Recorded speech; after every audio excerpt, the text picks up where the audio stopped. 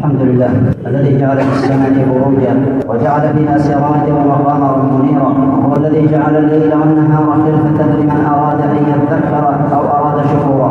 صلى الله وسلم وبارك على من بعثه الله بالهدى ودين الحق بشيرا ونذيرا وداعيا إلى الله بإذنه وسراجا منيرا، صلى الله عليه وعلى آله وأصحابه وسلم تسليما كثيرا. معاشر المسلمين، لقد أظلكم شهر عظيم مبارك، شهر رمضان الذي أنزل فيه القرآن. إنه شهر الصدقات والحسنات والخيرات والطاعات، إنه شهر تضاعف فيه الحسنات وتقال فيه العثرات وترفع فيه الدرجات وتغفر فيه السيئات. فالعاقل منا معاشر المسلمين يستغل الأوقات ويغتنم الساعات في هذا الشهر المبارك بما يدنيه ويقربه من رب الأرض والسماوات سبحانه وتعالى.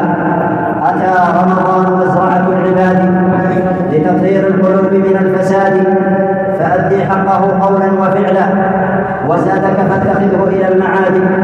فمن زرع الحبوب وما سقاها تأوه نادما يوم الحصاد.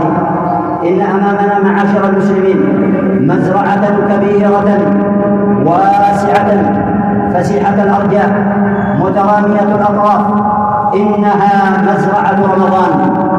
وهذه المزرعة الكبيرة الواسعة إلا أن المزارعين يختلفون، فمنهم من يزرع النافع له ولغيره، ومنهم من يزرع فيها من يضر به وبغيره، ومنهم من مزرعته صلب فلا زرعها ولا قلبها ولا سقاها ولا حرثها ولا اعتنى بها. ما أحوجنا معاشر المسلمين إلى أن نزرع ونبذر في هذه المزرعة الطاعات والأعمال الصالحات والخيرات والمضرات التي تقربنا إلى رب الأرض والسماوات.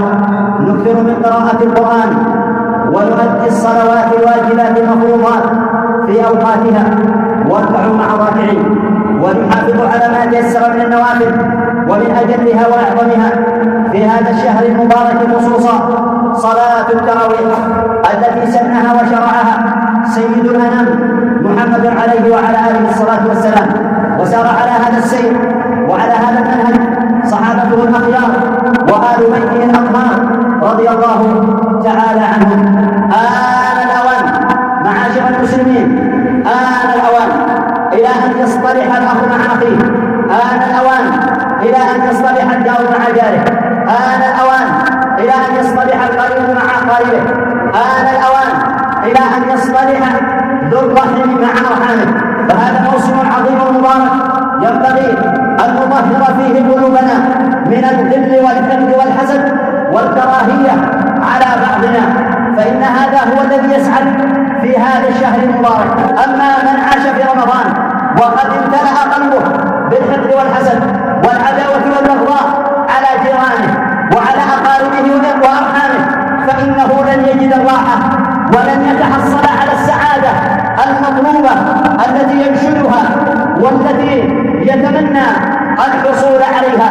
فمن أراد أن يسعد في هذا الشهر المبارك فعليه أن يصفي قلبه وأن يطهر فؤاده من جميع الأمراض والأحقاد والآفات بما في ذلك الحقد والحسد، العجب والغرور، العداوة والبغضاء، الرياء وحب المدح والثناء إلى آخر ذلك. أسأل الله جل وعلا أن يجعل شهر رمضان